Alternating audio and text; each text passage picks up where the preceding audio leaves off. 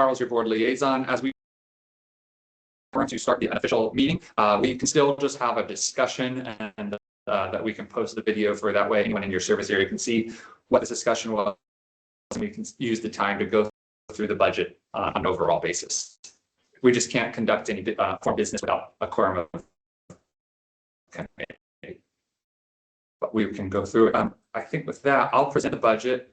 I'll have Ray just do a quick high-level overview of the full proposed budget draft, and then we'll open up for questions and dialogue. Let me pull that budget up.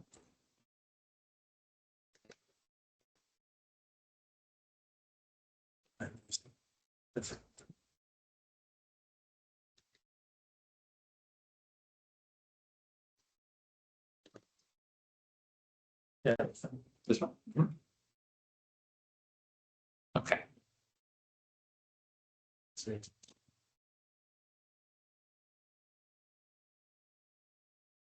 Okay. Ray, I'll pass it to you. Yeah.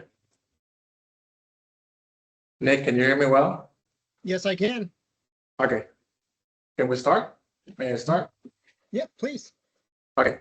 So starting from the bottom up, we're proposing make a monthly assessment for 2026 of $506.31, which represents an increase over your 2025 assessments of $75.59, or a 17.5% increase for next year. That's our proposal.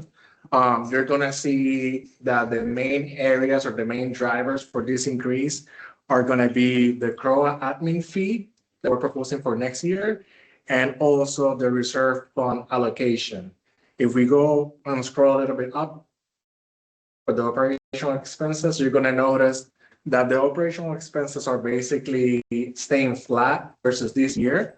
If we go line by line, in landscaping, currently we're under contract still, so the amount that we're budgeting for next year is gonna be the same as for 2025.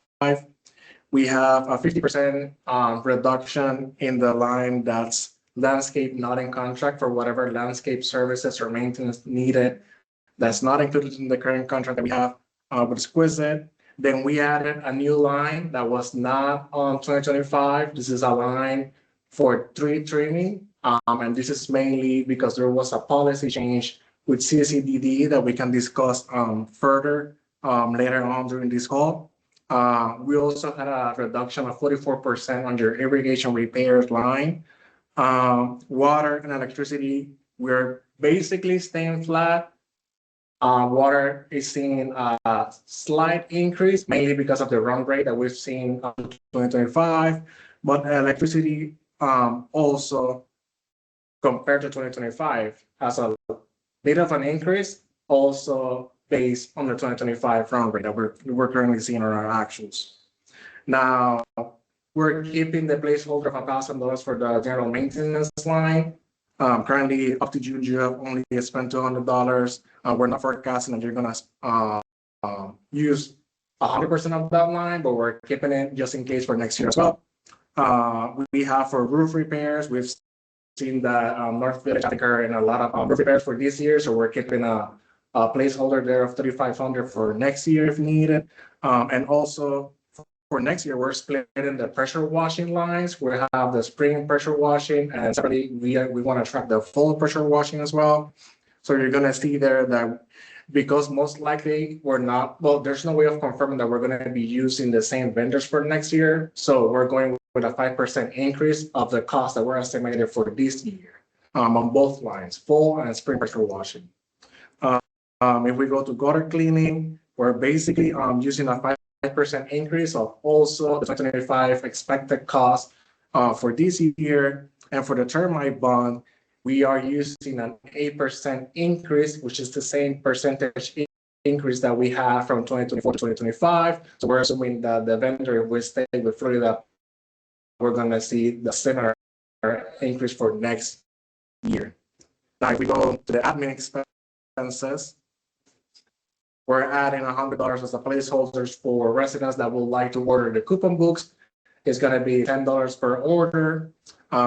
We have $58 for the budget mailings. This is mainly the stamps, the envelopes.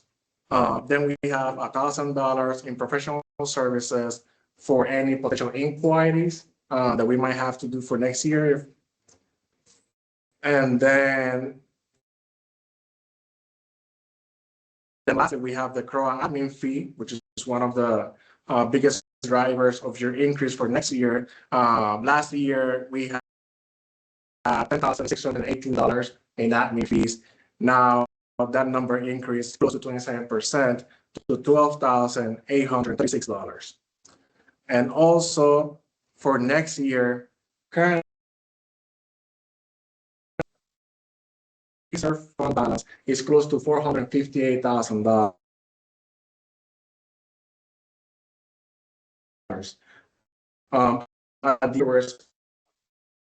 For the reserve study, you should be closer to $524,000. So currently there's a $30,000 deficit there compared to the reserve study.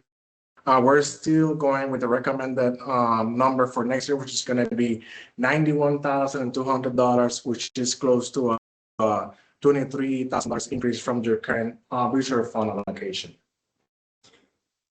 We should see some settling out off in future years, as that is a large jump from previous contributions for the reserves, but it looks like your plan moving forward holds in those low 90s for the next foreseeable future and years. Does that reserve fund, does that study take into account the fact that the roof replacement will take place in phases? Yes. Okay. I want to say it does. Let me pull that up because it is just the opposite page. That's right. 2027. Because there's some homes that have, you know. Yes. Yeah, you have a two-phase one. 5.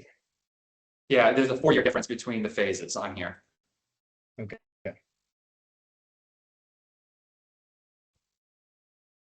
It shows that you had a replacement in 2017 and a replacement in 2021. And so it has those costs broken out based off of that. Gotcha. And I mean, I'm assuming all of the funds from the litigation and all that are included in there as well? So any of the funds that you receive back from your litigation have already been either deposited into that reserve fund. So when we look at it now moving forward, we look at what your expected end of year balance is for your reserve fund, which I think Ray just mentioned is looking Yeah. 492. Yeah, 492. So we always just take that into account based on where are we looking at everything all collected at the end of the year for your reserves, and based off of what's that, where does that put us against your funding plan? It shows a bit low, but not anything to be concerned about, that we're too concerned about, but it is still low. That's why the recommendation is to start funding at the full amount. Makes sense. It makes sense. I just remember last year some of that was missing and we had to go back and redo stuff. So I just wanted to make sure it was in there. For 2027. Yeah. Which they may see a delay on that 2027 re-roofing. We'll probably have to do a roof inspection next year, like we're doing with South Village now, where we bring a engineer out to see if we can buy a few, like if we can defer it. Okay. I'm assuming that we may be able to defer it slightly. Okay. The question is going to be if everybody can get insured. Yeah. And that's one that may prevent us from deferring it, but because they're funding it right now at a 12 to 18 year replacement. If funding it, what's she here? Every 12th. Right now it's look. It's all right. No, they're right in the middle. That was done in 2021.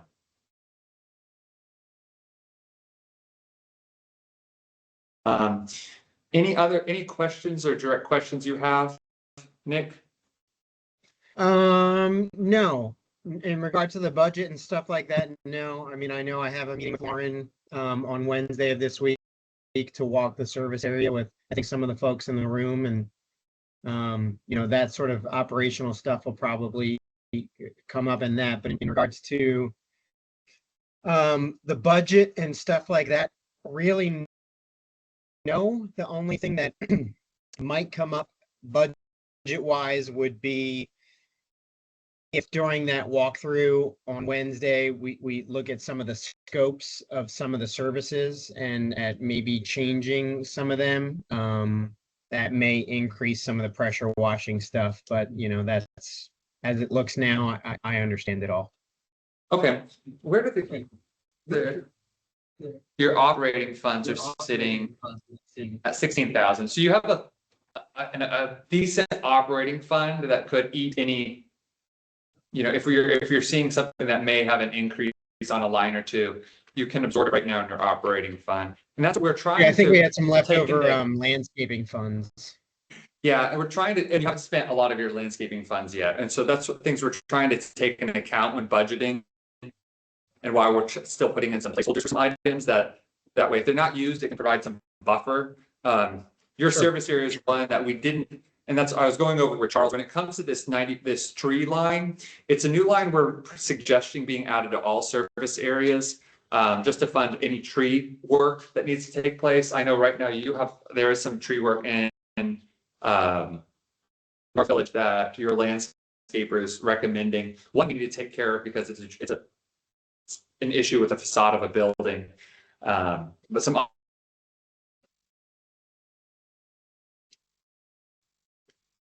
wiping out the landscape non-replacement lines, where we're looking at budgeting money to fund those.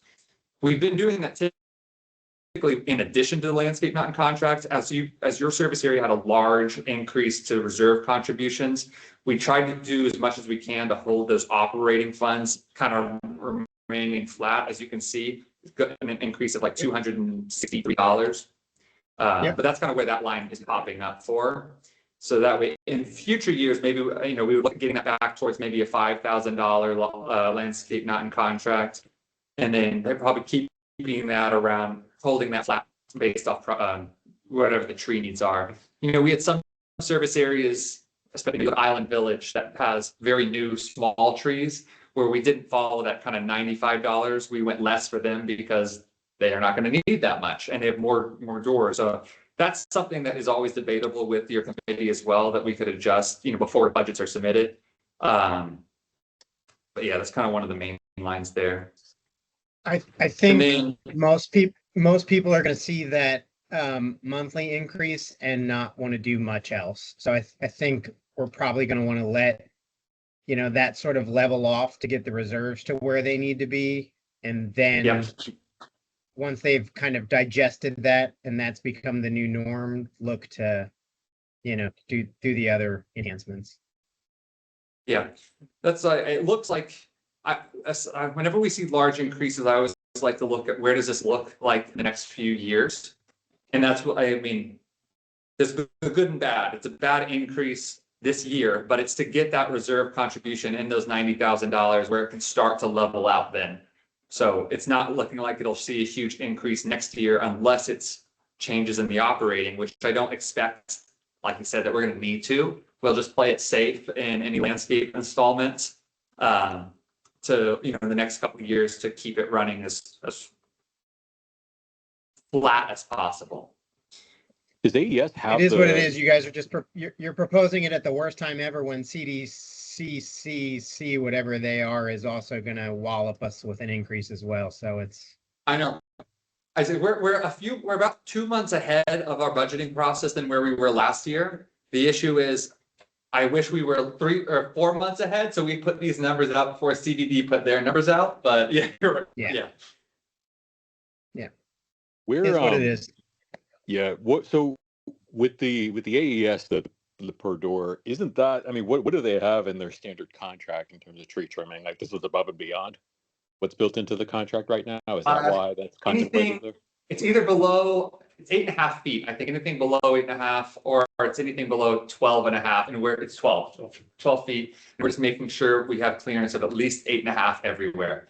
So anything under that 12 feet is not for that tree line. And we're seeing some of those requests during our landscape walks that we're pushing through. If a tree's hanging down and it's obstructing, a walking path, then that's part of the contract and there's no additional charge to the association for trimming that. This is Well, where are you coming up Yeah. with the per door versus per tree? Just out of curiosity. the porter was a, It's an average. It was an average of landscaping expenses per all service area, that it was around a little bit over $100. So we just went with 95 per door. based off of what we saw with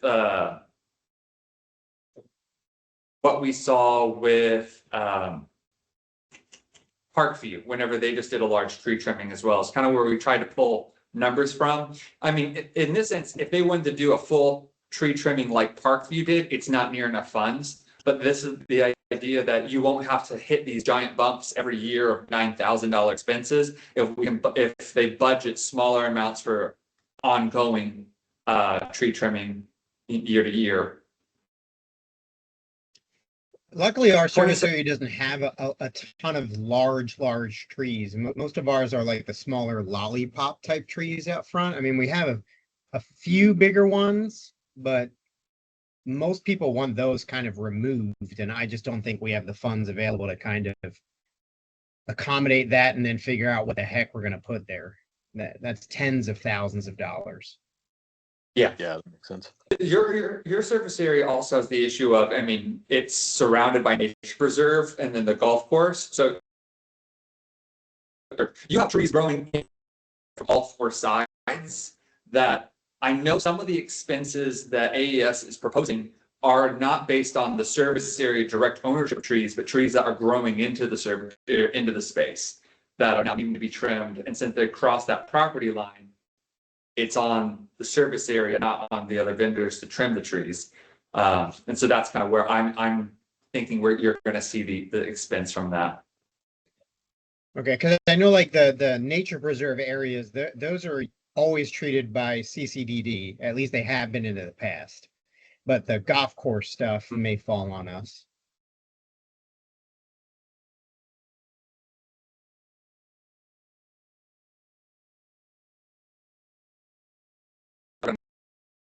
What's it, the last house? Yeah, 301 Charleston? 301 Charleston. Nature reserve has a fair amount of trees growing on it that we need to look at sooner than later. And then others, some of the Nature preserve stuff, that's CCDD though, correct?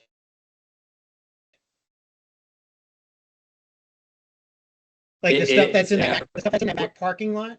We've always called CCDD to have that trimmed, and then post hurricane, when those trees had died and were threatening to fall into the parking garage, we had gotten with CCDD and they came out and they trimmed all of that sort of stuff.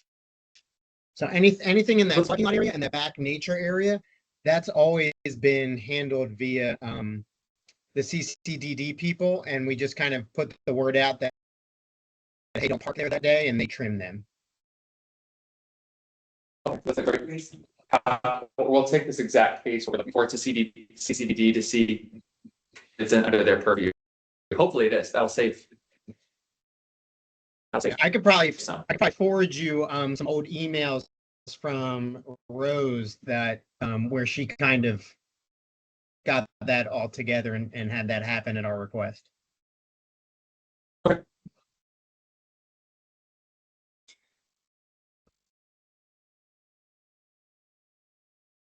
I think that's going to be the main thing. One item to go over, that Crow administrative fee. Overall, we're not seeing an increase in administrative costs. This is more just a different of a pass through from Crow onto the service areas is what's seeing the large increase this year. Yep. And then then we covered the reserves. Anything else? I think that's all good. That's it, really.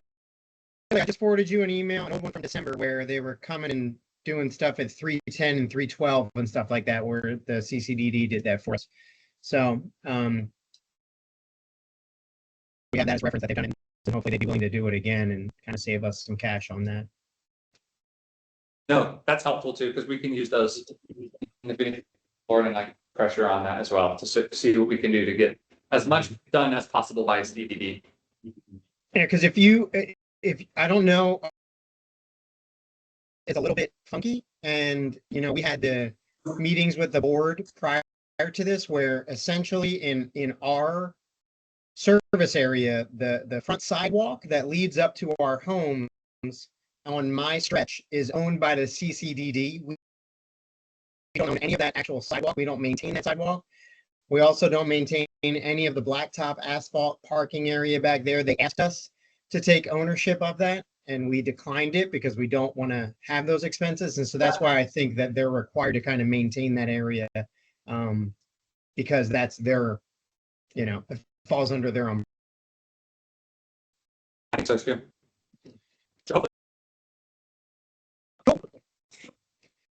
I apologize for being Well, late. No, I that's all right. appreciate you guys getting it over to me, and I'm sure I'll see some of you guys on Wednesday. Yeah, we appreciate you taking time to jump on this call. Thank you. Thanks, guys. Have a great rest of your day. Come on. Take care. Bye-bye.